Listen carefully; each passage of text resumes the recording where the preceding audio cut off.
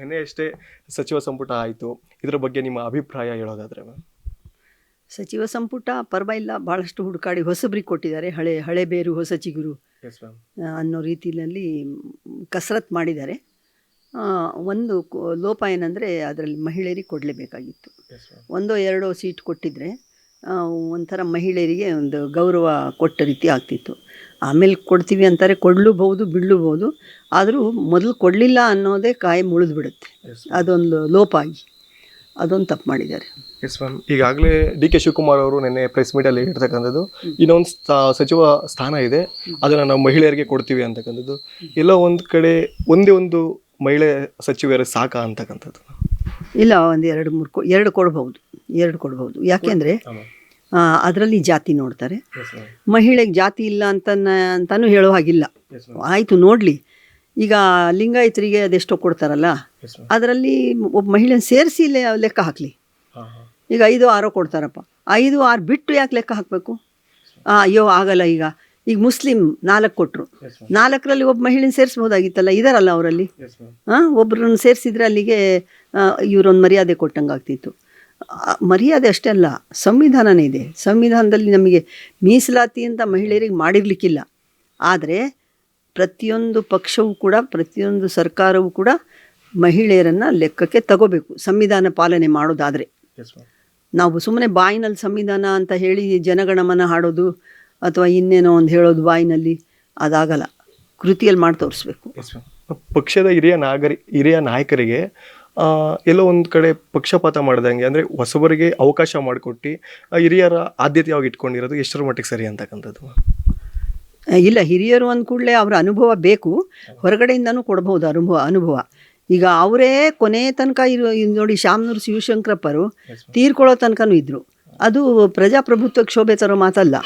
ಅವ್ರು ಬೇಕಾದಷ್ಟು ಹಣದವ್ರು ಇರ್ಬೋದು, ಬೇಕಾದಷ್ಟು ಅವ್ರ ಮನೆಯಲ್ಲಿ 5-6 ಜನ ಇದ್ದಾರೆ ಎಲ್ಲಪ್ಪ ರಾಜಕೀಯದಲ್ಲಿ. ಅದು ತಪ್ಪದು, ಹಾಗಾಗೋದು. ಅದಕ್ಕೆ ಅವಕಾಶ ಕೊಡಬಾರ್ದು ಸರ್ಕಾರಗಳು. ಯಾಕೆಂದರೆ ಅದು ಎಲ್ರಿಗೂ ಅನ್ವಯಿಸುತ್ತೆ, ಪ್ರಧಾನಿಯಿಂದ ಹಿಡಿದು ಪ್ರತಿಯೊಬ್ಬ ಜವಾನವರೆಗೂ ಕೂಡ. ಅದು ಹಂಚಿಕೆ ಆಗಬೇಕು. ಸಮಪಾಳು ಅಂತ ಹಗಲೆಲ್ಲ ಹೇಳ್ತೀವಿ, ಎಲ್ಲಿದೆ ಸಮಪಾಳು? ಅದಕ್ಕೋಸ್ಕರ ಅದನ್ನು ಪಾಲನೆ ಮಾಡಬೇಕು.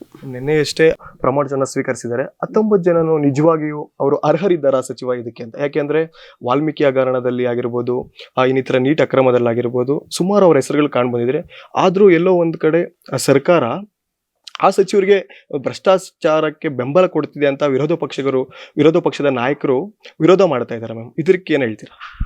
ವಿರೋಧ ಪಕ್ಷದವ್ರು ಹೇಳೋದೆಲ್ಲನೂ ತಿರಸ್ಕಾರ ಮಾಡ್ಬೇಕಂತೇನಿಲ್ಲ, ಅವ್ರ ಮಾತನ್ನು ಕೇಳಬೇಕಾಗತ್ತೆ. ವಿರೋಧ ಪಕ್ಷಗಳು ಇರೋದೇ ತಪ್ಪುಗಳನ್ನು ಎತ್ತಿ ತೋರಿಸೋದಕ್ಕೆ.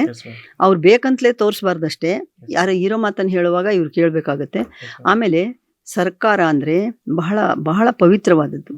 ಅದರಲ್ಲಿ ಈ ಕೊಲೆಗಡುಕರಾಗಿರ್ಬೋದು, ಕ್ರಿಮಿನಲ್ಸ್ಗಳಾಗಿರ್ಬೋದು, ಭ್ರಷ್ಟಾಚಾರಿಗಳಾಗಿರ್ಬೋದು ಇರ್ಲಾರ್ದಾಗ ನೋಡ್ಕೊಳ್ಳೋದು ಅವ್ರ ಜವಾಬ್ದಾರಿ. ಅದು ಸಾಧ್ಯ, ಅದಾಗಬಾರ್ದು. ಅದಾದರೆ ನಾವು ನಿಜವಾಗಿಯೂ ಕೂಡ ಬಹಳ ಬ್ರಿಟಿಷರಿಗಿಂತಲೂ ನಾವು ಕೆಟ್ಟವರು ಅಂತಲೇ ನಾವು ತಿಳ್ಕೊಬೇಕಾಗ್ತದೆ. ಆದ್ದರಿಂದ ಯಾವ MLA ಆಗಿರ್ಬೋದು, ಯಾರಾಗಿರ್ಬೋದು, ಒಳ್ಳೆಯ ಚಾರಿತ್ರ್ಯವನ್ನು ಇಟ್ಕೊಂಡಿರುವಂಥರು ಮತ್ತು ಜನಪರ ಕಾಳಜಿ ಇರುವಂಥರು ಸರ್ಕಾರದಲ್ಲಿ ಬರೋ ಹಾಗೆ ನೋಡ್ಕೊಳ್ಳೋದು ಅವ್ರ ಕರ್ತವ್ಯ.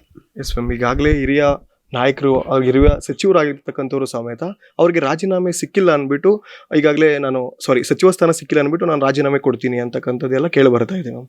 ಇದ್ರ ಸಲುವಾಗಿ ಹೇಳೋದಾದ್ರೆ ಅದು ತಪ್ಪಾಗತ್ತದು. ನೋಡಿ, ಮನೆಯಲ್ಲಿ ಮಕ್ಕಳು ತಂದೆ ತಾಯಿಗೆ ಚಾಕ್ಲೇಟ್ ಕೊಡಿಸು ಅಂತ ಅಳ್ತಾರೆ, ಆದರೆ 1-2 ಕೊಡಿಸೋಷ್ಟು ಶಕ್ತಿ ಇರುತ್ತೆ. ಆದ್ರೆ ಭಾಳ ಕಾಸ್ಟ್ಲಿದ್ ಮಕ್ಕಳು ಕೇಳ್ತಾರೆ. ಯಾಕೆ ಕೇಳ್ತಾರೆ ಅಂದರೆ ಅವ್ರಿಗೆ ಗೊತ್ತಿರಲ್ಲ ತಂದೆ ತಾಯಿ ಆದಾಯ, ಅವ್ರ ಕಷ್ಟ ಸುಖ ಗೊತ್ತಿರಲ್ಲ. ಹಾಗೆ ಕರ್ನಾಟಕ ರಾಜ್ಯದಲ್ಲಿ ಎಷ್ಟು ಜನ ಇದ್ದಾರೆ MLAಗಳು, ಎಷ್ಟು ಜನಕ್ಕೆ ಮಂತ್ರಿ ಕೊಡ್ಬೋದು, ಎಷ್ಟು ಸಾಧ್ಯ ಆಗುತ್ತೆ, ಮತ್ತು ಪ್ರಾದೇಶಿಕವಾಗಿ ಅವ್ರು ಕೊಟ್ಟಾಗ ನಾವು ಎಷ್ಟರ ಮಟ್ಟಿಗೆ ಕೇಳಬೇಕು, ಇವೆಲ್ಲ ಪ್ರಜ್ಞೆನ ಇಟ್ಕೋಬೇಕು MLAಗಳು. ಆ ಪ್ರಜ್ಞೆ ಇಟ್ಕೊಂಡ್ರೆ ಅವ್ರು ಇನ್ನೊಬ್ರಿಗೆ ಹೇಳೋ ಹಾಗಾಗ್ತಾರೆ. ನೋಡಿ, ಯಾರೋ ಒಬ್ಬರು ಹೇಳ್ತಾ ಇದ್ರು, ಇದು ಇನ್ನೊಂದು ಸ್ಥಾನ ಇದೆಯಲ್ಲ ಅದು ನಮ್ಮೂರಿಗೆ ಕೊಡ್ಬೇಕು ನೀವು ಅಂದಾಗ ಆ ಮನುಷ್ಯನೂ ಕೂಡ ಹೌದು ನನಗೆ ಕೊಡಬೇಕು ಅಂದರು. ಆದರೆ ನಿಜವಾದ ಪ್ರಜ್ಞಾವಂತ, ಮಹಿಳೆಯರ ಬಗ್ಗೆ ಗೌರವ ಇರೋರು, ಮತ್ತು ಸರ್ಕಾರದ ಒಂದು ಒಳ್ಳೆಯ ಒಂದು ಸರ್ಕಾರ ಇರ್ಲಪ್ಪ ಈ ರಾಜ್ಯದಲ್ಲಿ ಅಂತ ಬಯಸುವಂಥರು, ಸರ್ ನಮಗೆ ಬೇಡ, ಈ ಪುರುಷರಿಗೆಲ್ಲ ಕೊಟ್ಟಿದ್ದೀರಾ, ಅದೊಂದು ಕೊಟ್ಟು ಉಳಿಸ್ಕೊಳ್ಳಿ, ನೀವು ಕೊಡಿ ಯಾರಿಗಾರು ಒಬ್ಬ ಮಹಿಳೆಗೆ ಅಂತ ಹೇಳಿದರೆ ನಿಜವಾಗಿಯೂ ಗ್ರೇಟ್ ಆತ. ಅವ್ರಿಗೆ ಮುಂದಿನ ಸಾರಿ ಯಾರು ಹೇಳ್ದೆ ಕೇಳದೆ ಮಂತ್ರಿ ಮಾಡ್ಬೋದು. ಅದಕ್ಕೆ ಆ ಥರದ ಬಯಸ್ತೀವಿ ನಾವು, ಆ ಥರದ ಒಂದು ಇದು ನಿರೀಕ್ಷೆ ಇಟ್ಕೊಂಡಿದ್ದೀವಿ. ಅಂಥವ್ರು ಇರಬೇಕು, ನನಗಲ್ಲ ಅವ್ರಿಗೆ ಕೊಡಿ, ಅವ್ರು ಯೋಗ್ಯರಿದ್ದಾರೆ, ಅಥವಾ ತಾನು ಯೋಗ್ಯ ಇದ್ರೆ ಕೇಳಲಿ, ನಮ್ಮ ಹಕ್ಕದು, ನಾವು ಕೇಳೋದು ನಮ್ಮ ಹಕ್ಕು. ಆದರೆ ಅದೇ ಆ ಹಕ್ಕನ್ನು ನಾವು ಕೆಟ್ಟ ರೀತಿಯಲ್ಲಿ ದುರ್ಬಳಕೆ ಮಾಡಿ ರಾಜೀನಾಮೆ ಕೊಟ್ಟು ಹೆದರಿಸೋದು, ಮತ್ತು ಏನೆಲ್ಲ ನಿಮಗೆ ಬೀಳಿಸ್ತೀವಿ ನೋಡಿ ಈ ಸಾರಿ ಅನ್ನೋದು, ಬಹಳ ಜನ ಹುಡುಗರನ್ನೆಲ್ಲ ಜೊತೆ ಕಟ್ಕೊಂಡು ಒಂಥರ ಗೂಂಡ ಥರ ಇದು ಮಾಡೋದು, ಅವೆಲ್ಲ ಶೋಭೆ ತರುವಂಥದ್ದಲ್ಲ. ಸೌಜನ್ಯತೆ ಮತ್ತು ತಾಳ್ಮೆ ನಮ್ಮಲ್ಲಿ ಬುದ್ಧ, ಬಸವ, ಅಂಬೇಡ್ಕರ್ ತತ್ವಗಳಿರ್ಬೇಕು ನೋಡ್ರಿ. ಗಾಂಧಿ ಅಹಿಂಸೆ, ಬುದ್ಧ ಶಾಂತ ಸ್ವಭಾವ, ಯಾವುದನ್ನು ಕೂಡ ಈ ಮೂಢನಂಬಿಕೆ ಇಲ್ಲದಂಥ ಒಂದು ಗುಣ. ಬಸವ ಅತ್ಯಂತ ಸಮಾನತೆಯನ್ನು ಬಯಸಿದಂಥರು, ಜಾತಿಯನ್ನು ನಿರಾಕರಣೆ ಮಾಡಿದಂಥರು. ಈ ರೀತಿಯಾಗಿ ಇವರೆಲ್ಲ, ಅಂಬೇಡ್ಕರ್ ಎಲ್ಲವನ್ನ ಮೀರಿದಂಥ ಬಹಳಷ್ಟು ಉನ್ನತವಾದಂಥ ಒಂದು ವಿಧಾನ, ಇದನ್ನು ನಮಗೆ ಸಂವಿಧಾನ ಬರ್ಕೊಟ್ಟು ನೀವು ಈ ದಿಕ್ಕಿನಲ್ಲಿ ಹೋಗಿ ಈ ರೀತಿಯಾಗಿ ರಾಜ್ಯ ಆಳ್ರಿ, ಇಂಥದ್ದನ್ನೇ ಮಾಡಿ ಅಂತ ಹೇಳಿದ್ದಾರೆ. ಹಾಗೆ ನಾವು ದೇಶ ಕಟ್ಟಬೇಕಾಗಿದೆ. ಆ ಕಟ್ಟುವಾಗ ನಾವು ಒಳ್ಳೆಯ ಫೌಂಡೇಶನ್ ಹಾಕಬೇಕಾಗಿದೆ. ಇದನ್ನು ಸರ್ಕಾರ ಪಾಲಿಸ್ಬೇಕು. ಅಂಬೇಡ್ಕರ್ ವಿಚಾರದಲ್ಲಿ ಹೇಳೋದಾದ್ರೆ, ಹಿಂದೂ ಕೋಡ್ ಬಿಲ್ ಅನ್ನ ಸರ್ಕಾರ ಅಂಗೀಕಾರ ಮಾಡಲ್ಲ ಅಂದ್ಬಿಟ್ಟು ಕಾನೂನು ಸಚಿವ ಸ್ಥಾನವನ್ನೇ ಅವರು ರಾಜೀನಾಮೆ ಕೊಟ್ಟಂತರು. ಸೊ ಅಂತಹ ನಮ್ಮ ಭಾರತದಲ್ಲಿ ಕೇವಲ ಒಂದು ಸಚಿವ ಸ್ಥಾನ ಸಿಕ್ಕಿಲ್ಲ ಅಂದ್ಬಿಟ್ಟು ರಾಜೀನಾಮೆ ಕೊಡೋದು ಅಂದ್ರೆ, ಅವ್ರನ್ನ ಆರಿಸಿ ಗೆಲ್ಸಿ ಬಂದಿರತಕ್ಕಂಥ ಜನರಿಗೆ ಒಂಥರ ಅವ್ರಿಗೆ ಕೆಟ್ಟದಾಗಿ ನಡ್ಕೊಳ್ಳೋ ಅಂಥದ್ದು ಎಷ್ಟರ ಮಟ್ಟಿಗೆ ಸರಿ ಮ್ಯಾಮ್? ಈಗಿನ ರಾಜಕಾರಣಿಗಳಾಗಿರ್ಬೋದು, ಶಾಸಕರಾಗಿರ್ಬೋದು ಮಾಡ್ತಾ ಇರ್ತಕ್ಕಂಥ ಎಷ್ಟರ ಮಟ್ಟಿಗೆ ಸರಿ? ನೋಡಿ, ಶಾಸಕರ ಸ್ಥಾನ ಅನ್ನೋದು ಕಡಿಮೆ ಅಲ್ಲ. ಒಬ್ಬ ಶಾಸಕ ಆಗಬೇಕಾದ್ರೆ ಅವನಿಗೆ ಎಷ್ಟೋ ಜನ ವೋಟ್ ಕೊಟ್ಟಿರ್ತಾರೆ, ಅವರ ವಿಶ್ವಾಸ ಇದೆ ಅಲ್ಲಿ, ಅವರಿಗೆ ಆ ಘನತೆಯನ್ನು ತಾವು ಉಳಿಸ್ಕೋಬೇಕಾಗತ್ತೆ. ಎಲ್ಲೋ ಕೇಳಬೇಕಷ್ಟೇ, ಆಗ್ಲಿಲ್ವಾ ಅದನ್ನು ತೋರಿಸ್ಕೊಳ್ಳೇಬಾರ್ದು. ಮರ್ಯಾದೆಸ್ತರಿದ್ರೆ ಆಯಿತು ಮಾಡ್ತೀನಿ ಕೆಲಸ, MLA ಇಲ್ಲದೆ ಮಾಡ್ಬೋದ್ರಿ ಕೆಲಸ. ಈಗ ನಿಮ್ಮದು ಒಂದು ಸೇವೆನೇ, ಪತ್ರಕರ್ತರು ಒಂದು ಸೇವೆನೇ. ನಾನು ಈಗ 82 ವರ್ಷ, ನಾನು ಮಂತ್ರಿ ಇಲ್ಲ, ಶಾಸಕ ಇಲ್ಲ, ಆದರೆ ನನ್ನ ಹತ್ರ 10 ಜನ ಬರ್ತಾರೆ.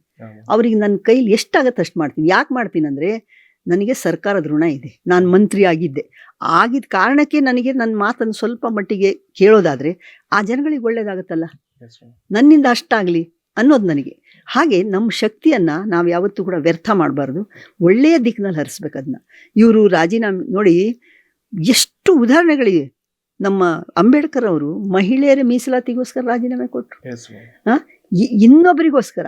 ಈ ಹಿಂದೂ ಕೋಡ್ ಬಿಲ್ ಆ ವಿಷಯದಲ್ಲಿ, ಪ್ರತಿಯೊಂದು ವಿಷಯದಲ್ಲಿ ಅವರು ಎಷ್ಟು ಸಹನೆಯಿಂದ ಇದು ಮಾಡಿದರು ಅಂದರೆ, ಸಹಿಸ್ಕೊಂಡ್ರು ಅಂದರೆ, ಅವರೆಲ್ಲವನ್ನ ಇವತ್ತು ಅವರನ್ನು ಫಾಲೋ ಮಾಡಿದರೆ ಸಾಕು, ನಾವು ಬೇರೆ ಏನೂ ಬೇಡ. ಅಂಬೇಡ್ಕರ್ ಫಾಲೋ ಮಾಡಿದರೆ ಅವ್ರ ತತ್ವಗಳನ್ನ ಭಾಳ ಒಳ್ಳೆಯ ದೇಶ ಕಟ್ಟಕ್ಕೆ ಸಾಧ್ಯ ಆಗುತ್ತೆ. ಇದನ್ನು ಅದು ತಿಳ್ಕೊಳ್ಳಾರದಕ್ಕೆ ಇವರು ಈ ಥರ ರಾಜೀನಾಮೆ ಕೊಡುವಂಥದ್ದು ಬ್ಲ್ಯಾಕ್ ಮೇಲ್ ಮಾಡ್ತಾರೆ. ಆದರೆ ಅದು ಒಳ್ಳೇದಲ್ಲ. ಒಬ್ಬ ಶಾಸಕ ಹೇಗಿರಬೇಕು ಅನ್ನೋದು ಮೊದಲು ಟ್ರೈನಿಂಗ್ ತಗೊಳ್ಳಿ ಅಂತೀನಿ ನಾನು. ಮೊದಲು ಟ್ರೈನಿಂಗ್ ಬೇಕು. ಯಾಕಾಗಿ ಶಾಸಕ ಆಗ್ತೀವಿ? ಶಾಸಕ ಅಂದ್ರೇನು? ನಿನ್ನ ಜನಗಳು ಏನು ಬಯಸ್ತಾ ಇದ್ದಾರೆ ನಿನ್ನಿಂದ, ಮೂಲಭೂತ ಸೌಕರ್ಯ, ಮತ್ತು ನಿನ್ನ ಕಾನೂನು, ಯಾವ ಕಾನೂನನ್ನು ಮಾಡಬೇಕು ಆ ಕಾನೂನು ಮಾಡಿ ಅದನ್ನು ಪಾಲಿಸ್ಬೇಕು. ನೀನು ಫಸ್ಟ್ ಅವ್ನು ಪಾಲಿಸ್ಬೇಕು, ಆಮೇಲೆ ಅವ್ರು ಫಾಲೋ ಮಾಡ್ತಾರೆ. ಯಥಾ ರಾಜ ತಥಾ ಪ್ರಜಾ ಅಂತಿದ್ರು. ಈಗ ರಾಜ ಅಲ್ಲ, ಈಗ ಸೇವಕನಾಗಿ ನೀವು ದುಡಿದು ಹಾಗಿದ್ರೆ ಮಾತ್ರ ಬರಬೇಕು ಅಂತ ಮಾಡ್ಬೇಕು ರೂಲ್ಸು. ಇದು ಏನಾಗಿದೆ ಗೊತ್ತಾ? ನಾನು ಒಂದ್ಸರಿ ನಾನು ಮಂತ್ರಿ ಇದ್ದಾಗ ಹೇಳಿದ್ದೆ, ಕುದುರೆ ಕೊಡಿ ಇವ್ರಿಗೆ ಕಾರ್ ಬೇಡ ಅಂತ. ಅದಕ್ಕೆ ಹುಲ್ಲು ಗಿಲ್ಲು ಹಾಕಿ ಚೆನ್ನಾಗಿ ನೋಡ್ಕೊಂಡು ಮಸಾಜ್ ಮಾಡ್ಕೊಂಡು ಅದ್ರಲ್ಲಿ ಮೇಲೆ ಕೂತ್ ಹೋದ್ರೆ ಎಲ್ಲ ಕಾಣಿಸತ್ತೆ ಅವ್ರಿಗೆ. ಈ ಗ್ಲಾಸ್ ಹಾಕೊಂಡು AC ನಲ್ಲಿ ಹೋಗೋ ಬದಲು ಆ ಕುದುರೆನೂ ನಾನು ಕೂತಿದ್ದೀನಪ್ಪ, ಇದು ಒಂದು ಪ್ರಾಣಿ ಅನ್ನೋದು ಪ್ರಜ್ಞೆ ಇರುತ್ತೆ, ಅದನ್ನು ನೋಡ್ಕೊಳ್ಳೋದು. ಮತ್ತು ತಾನು ಬಿಸಿಲು ಮಳೆ ಏನಿದ್ರು ಗೊತ್ತಾಗತ್ತೆ. ಇದು ಗೊತ್ತಾಗಲ್ಲ, ಮಳೆ ಬರ್ತಾ ಇದ್ರೆ ಗೊತ್ತಾಗಲ್ಲ, ಬಿಸಿಲು ಬರ್ತಾ ಇದ್ರೆ ಗೊತ್ತಾಗಲ್ಲ ಇವರಿಗೆ. ಇವ್ರು ಹೋಗಿ ನೋಡೋದಿಲ್ಲ, ಎದ್ದೊಳಕಾಗ್ತಿರೋದಿಲ್ಲ, ಮಂತ್ರಿ ಬೇಕು ಅಂತಾರೆ. ತಿರುಗಾಡ್ಬೇಕು, ಎಲ್ಲಿ ಹೋದ್ರಿ ಏನಾಗಿದೆ ನನ್ನ ರಾಜ್ಯದಲ್ಲಿ, ನನ್ನ ಕ್ಷೇತ್ರದಲ್ಲಿ, ನಾನು ಸುತ್ತಾಡಿ ನೋಡಿ ತಿಳ್ಕೊಂಡು ಹೇಳ್ಬೇಕನ್ನೋದು ಅದು ನಿಜವಾದ ಪ್ರಜಾಪ್ರಭುತ್ವದ ಟ್ರೈನಿಂಗ್ ಕೊಟ್ಟು ಇವ್ರನ್ನ ಮನುಷ್ಯರಾಗಿ ಮಾಡಬೇಕಾಗಿದೆ. ಇವರು ಕೆಲವು ಸಾರಿ ನನಗನ್ಸತ್ತೆ, ಒಂದು 10-15 ಜನಗಳು ಬಿಟ್ಟರೆ ಮಂತ್ರಿಗಳು, ಒಂದು 10-15 ಜನ ಬಹಳ ಚೆನ್ನಾಗಿ ಕೆಲಸ ಮಾಡ್ತಾರೆ, ಭಾಳ ನಿಯತ್ತಿದೆ. ಇವರು ಈಗ ಜಮೀರ್ ಅಹಮದ್ ಖಾನ್ ಅವರು ಬಂದ್ರಲ್ಲ, ಎಷ್ಟು ಜನನ ಕಾಪಾಡ್ತಾರೆ ಗೊತ್ತಾ ಅವರು. ಬಹಳ ಒಳ್ಳೆ ಮಂತ್ರಿ ಅವರು. ನಮ್ಮ ಕೃಷ್ಣ ಬೈರೇಗೌಡ, ಹಾಗೇನೆ ಈ ಸಂತೋಷ್ ಲಾಡ್, ಇವರೆಲ್ಲರೂ ಕೂಡ ಇನ್ನೂ ಇದ್ದಾರೆ. ಅವರಷ್ಟು ನಿಯತ್ತಾಗಿ ಬೇರೆಯವ್ರ ಕೆಲಸ ಮಾಡೋಕ್ಕಾಗಲ್ಲ, ಅಷ್ಟರ ಮಟ್ಟಿಗಿದ್ದಾರೆ.